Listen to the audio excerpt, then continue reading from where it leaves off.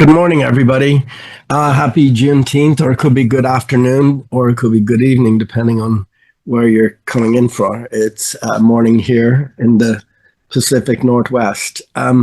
Today, we're talking about driving urgency for leaders. And just to give you some context, every Thursday, we take 15 minutes to talk about topics that may be of interest to leaders and managers, and we call it Leadership in Action.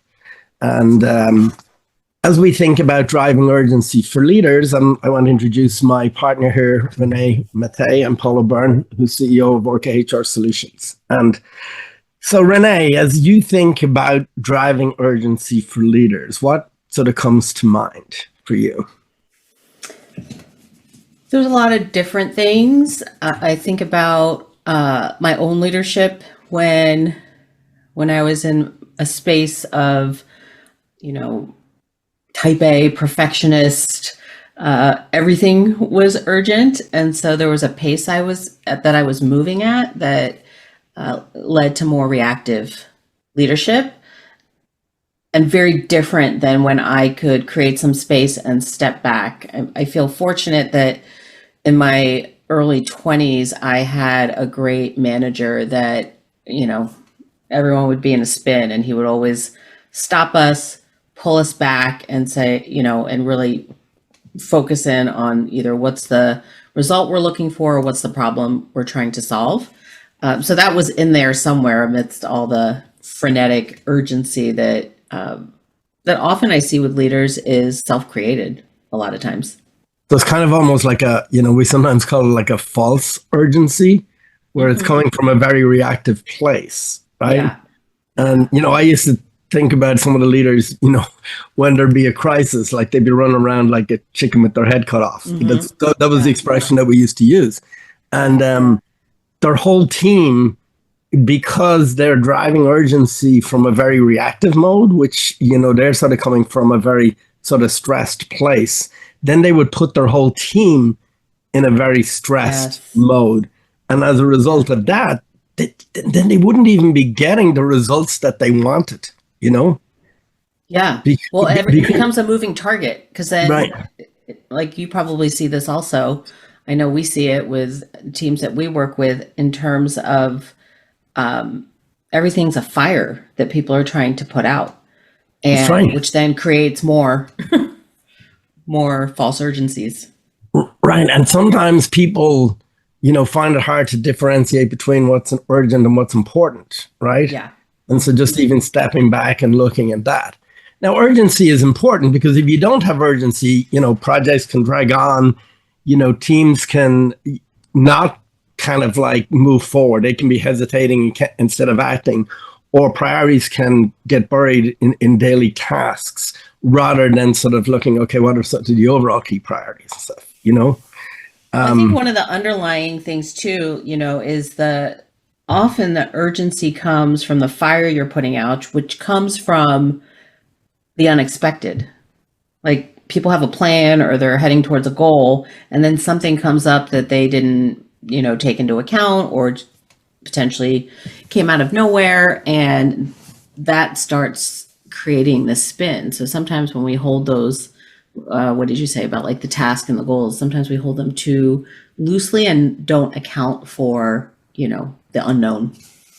Right. And then it kind of puts everybody else in a spin, So as you think about, this kind of reactive state, what advice would you give to leaders to, one, either recognize when they're in a reactive state, and then two, maybe what are some of the things that they could do?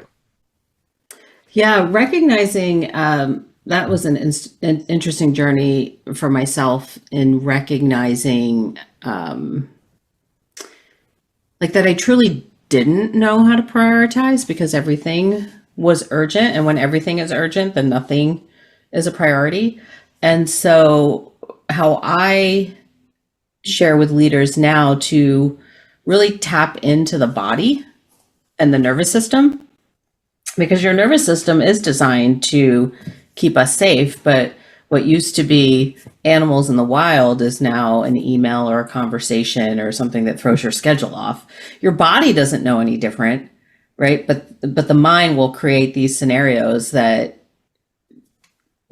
create perceived urgency. And so for me, any bodily sensation, so whether that's heart racing or sweaty palms, or you feel heat in your face, that can be a signal of exhilaration and excitement too. So some people, we always talk about self-awareness. It always comes back to awareness, because understanding your own nervous system, you don't want to get rid of the system that's keeping you safe, but you want to be able to discern what's actually harmful versus not.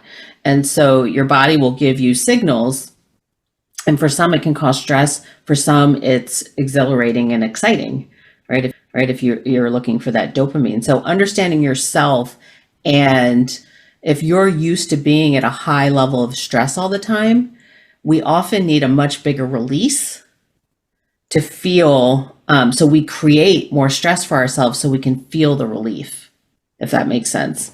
And so one of the things people can do is just start recognizing like what feels like it's in flow, what feels like you can see clearly versus what feels like stress or excitement, and what are the sensations and the bodily signals giving you. And how do you? I'm Go ahead. curious, like when you're under stress, or when you're in that kind of state, what are some of your body signals? For me, I find if I'm under stress and stuff like that, I can feel my blood or heart racing sometimes. Right. Yeah. The other one for me is I feel sort of tension.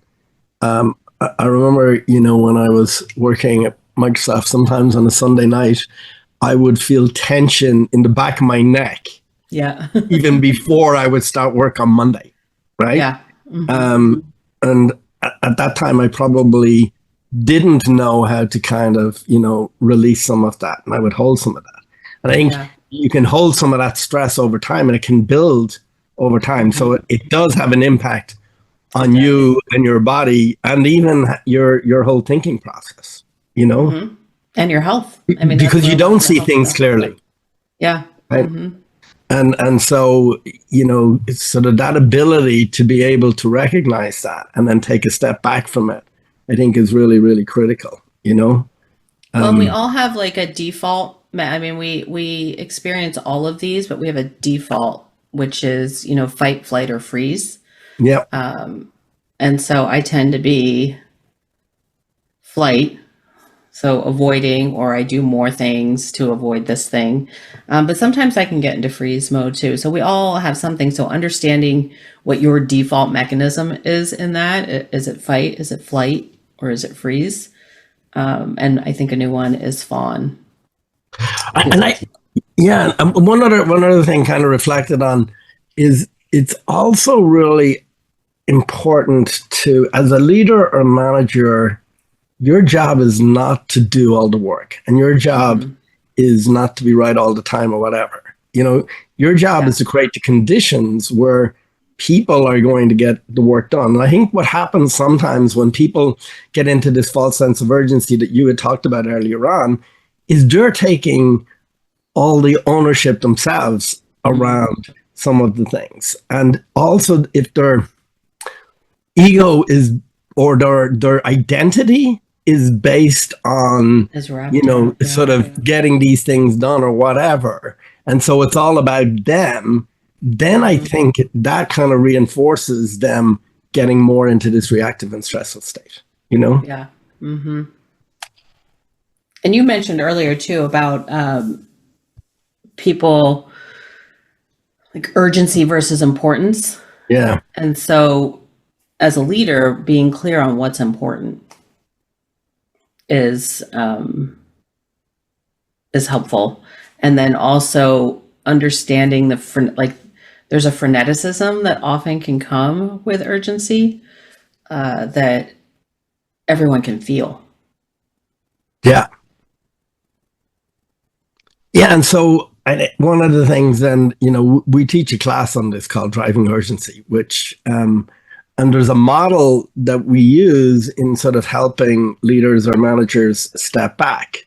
And we call it the clarity, accountability, and alignment model, And so one of the things is sort of for a leader to step back and say, is it clear in terms of either what my expectations are, what are the goals that we have to, and are they aligned with some of the bigger goals of either the organization or my group or whatever?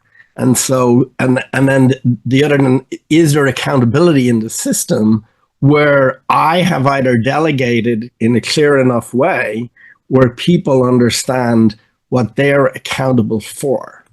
So using that sort of model of, right, do I have clarity? Do I have alignment? And do I have accountability?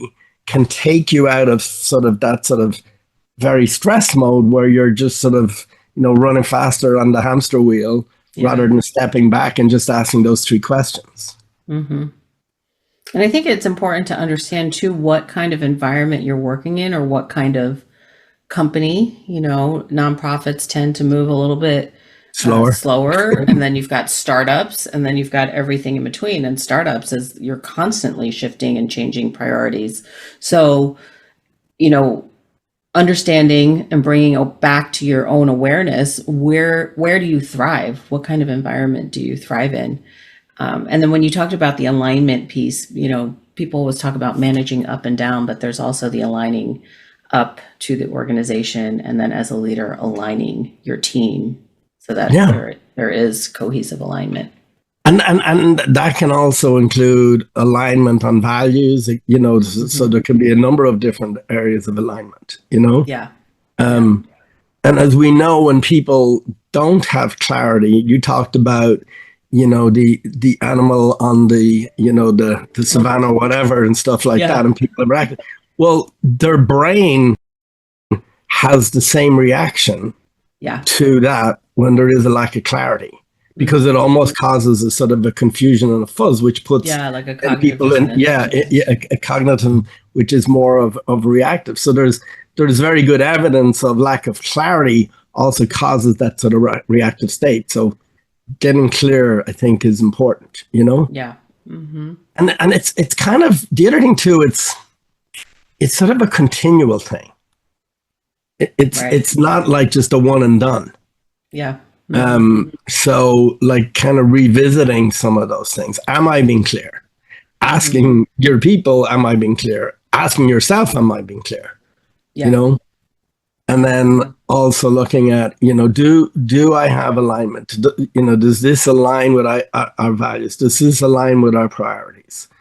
And then I think too is creating that space where, when I mentioned earlier that so much urgency is driven by a reaction to something that was unexpected or unknown.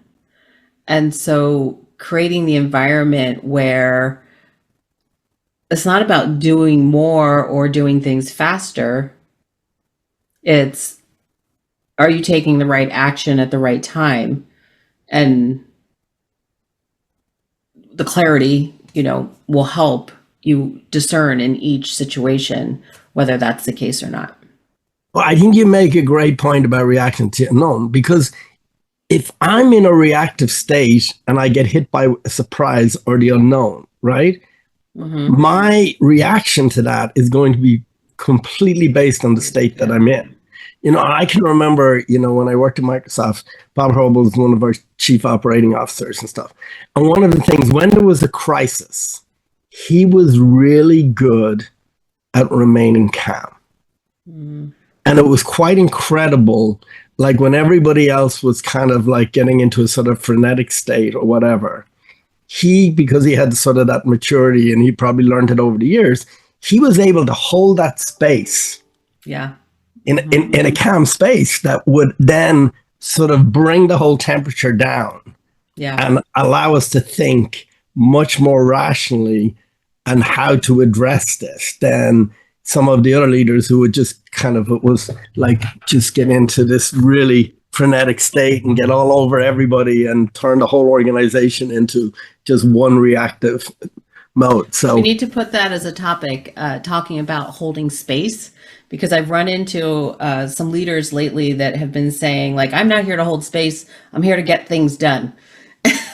And what that can cause, and in terms of, you know, driving and getting things done without considering the environment and how you hold space can how be you hold space. Yeah, I think that would be a great topic. Yeah. Now, unfortunately, we're out of time today, but just, you know, I would just suggest is what, you know, to anybody who's a leader or manager, what is one strategy that you can use to create urgency, but without creating that sort of unhealthy stress or that sort of reactive state? Without panic. And maybe that question is, how can you hold space to do that?